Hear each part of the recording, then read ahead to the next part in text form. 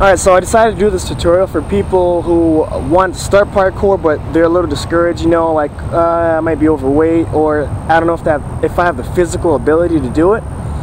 So I decided, you know, hey, why not? And I'm going to give you general tips on how you can bridge your way from, you know, where you are to where you want to be.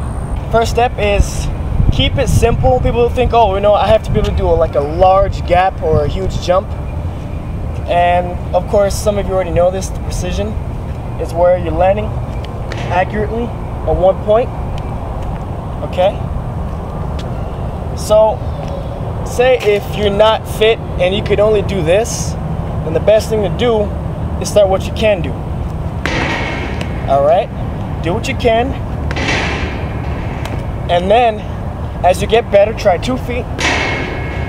Okay? 2 feet. Make sure you land on the balls of your feet, and when you get a little better, go a little further. Alright? Alright, here's another example. I'm going to take these lines and pretend they're walls. So here, here, here, here, here, here. I could just play around with these lines all day and skip across them, only stepping on the gray.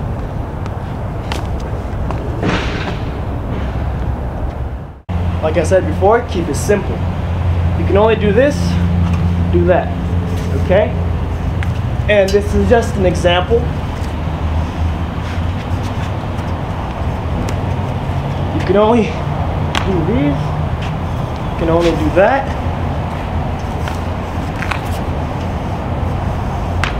Okay, so start with what you can do, not what you can't. And once you know what you're doing, then, you know, you get a little better at it.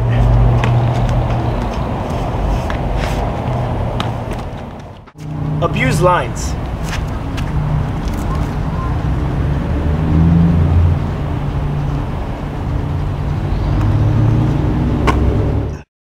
So I've trained here for many years, and it's just awesome. I mean, I always find something new. I mean, you're never limited to one area. I mean, this is one spot, and it's really fun, but I'm not limited, you know, to it. Because, you know, you can train anywhere. I mean, even in trees. I've never trained in a forest. Well, actually once, but still. I just do my best to make with what I have, and that's what you got to do. Alright, so another trick is be light as you can on your feet. So when you're doing anything, hold your weight up, hold your weight up. So instead of doing precision like this and dropping all your weight into the floor, you want to hold your weight up as much as you can to make sure it's gentle and soft. So I'll give you an example. Test your obstacles. Alright, so if this wall is very sharp, of course I'm going to jump up, touch it, you know, test it out. You know, if a rail's shaky, test it out. If something is, always touch something before you flip or jump or do anything, period. Alright, for goodness sake, get your body stronger. Well, but how do I do that? Well, here, watch this. Okay, so say if I want to do this wall run and I can't do it. So ready? I can't do it. Oh well, try again. I still can't do it, man. Try again. Whoa, I was a little closer. Try again. Oh my god, I'm holding out. I slipped. Okay, just keep doing that. When you keep doing that, repeat, repeat, repeat, that gets your body stronger. Trust me. And one day, you'll just have it. Okay, so say I'm trying to do this gap, but obviously, well, I can never say I can't do it, but I'm having a hard time with it. Alright, so I can only make it up to here. And it's a good thing to do is, if you can't do the whole thing, take a half step. Do what you can.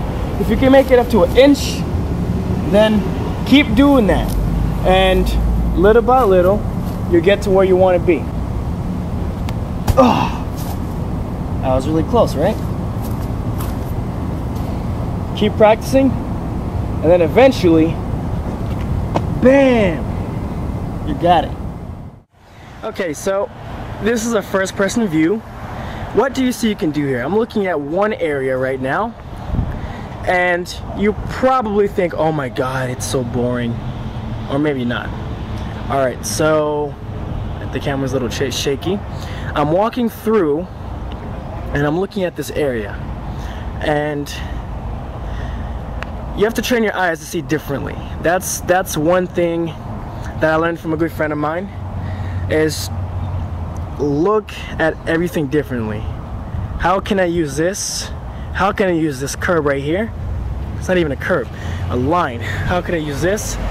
How can I abuse the tree? How can I abuse those up there? There's no way I'm getting on the roof. If I wanted to, I could. How could I use this pole? How could I use this runway? You know? So let's continue over here. How could I use these parking spaces? This is how. Look at that.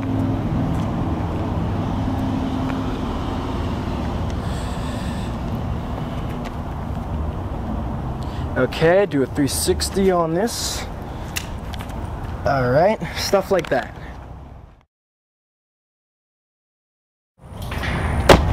So this is a tutorial for people who want to get better at parkour. This is part 2. I'll be talking about skills that will help you get better at everything in life too. I'm just kidding. Alright, so ever since I started using this tip, my body control went up the roof. So that is tippy-toeing everything you do. I mean, you don't have to do this for everything. Sometimes you can't, or not as well. But this is what I mean by tippy-toeing. Tippy-toeing with your feet, with your arms. Okay. Something like that. The key is being soft, even for your vaults, you know? Be very, very gentle. Alright, so a common thing I see people do with obstacles in general, they're heavy. And it tends to be very sloppy and not so graceful. And here's another tip that'll help your vaults be more graceful, no matter what you're doing. I'm going to do 2 kongs. The first one is going to be sloppy. The second one is going to be more graceful, fluid, and I'm going to tell you how I did it in a second.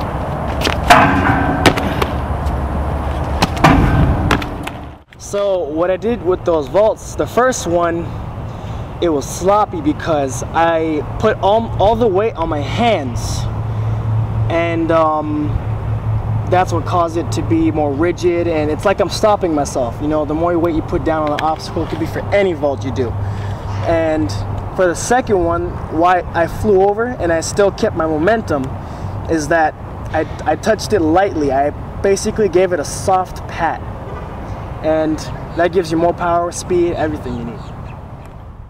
A little technique I learned, how to get more power out of your Kong. No, I mean, even if you have a short distance, running distance is to pretend you're going into it as if you're sprinting. You know, you could have like maybe 4 feet running space or 6 feet. That's primarily if you want to do Kong precision or gain distance. Okay, so I've been looking at this gap for a while, and I've been wanting to go from the line back there to the line right here. And today I'm challenging myself because I've only got up from the white to right about maybe 3 steps close to this. So let's see where I can go today. Okay, that's right about the 3rd line. Man, I'm still there, but you know what? I'll get it one day. All right, let's try to make it this line. This is the step above. This line. All right, standing precision.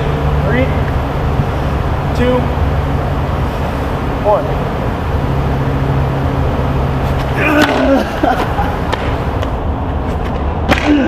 So close. I'll try again another time.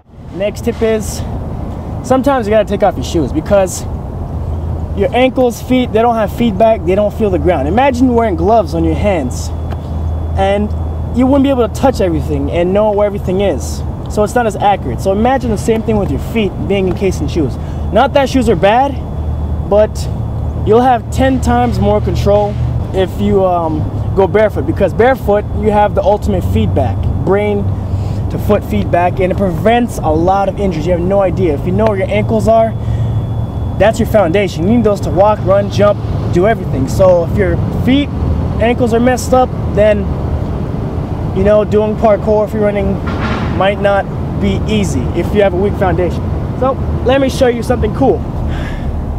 All right, so one day I made up my mind, I want to get good at precisions. I looked on the APK forums about landing. I mean, something I ignored so much. And landing on the balls of your feet, I didn't do that too well. So the best way to land on the balls of your feet is you can go into a parking lot. You can practice barefoot on a parking space. So at first it was hard. I was landing on my arches, and that's where all my landing problems came in. So boom, I just kept doing that. Now some people might have a hard time actually having sensation under the balls of their feet, but you got to do your best. Okay, one thing you can do is tap the ground like this with the ball of your foot, like this. You can jump on them like that, and then you can feel a little tingling, get used to it. So that's how you really get good at precisions, is landing on the toes, balls of the feet. And when you get better, just keep doing it.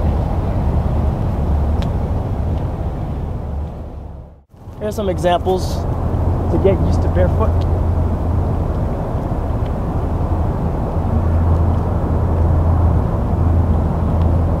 This helps you to be light on your feet, especially because when you train this way, your footwork becomes a lot better. You're getting rid of your shoes to build awareness in the feet. Once you have good awareness, I can't completely guarantee you, but you'll almost have no injuries, ankle injuries.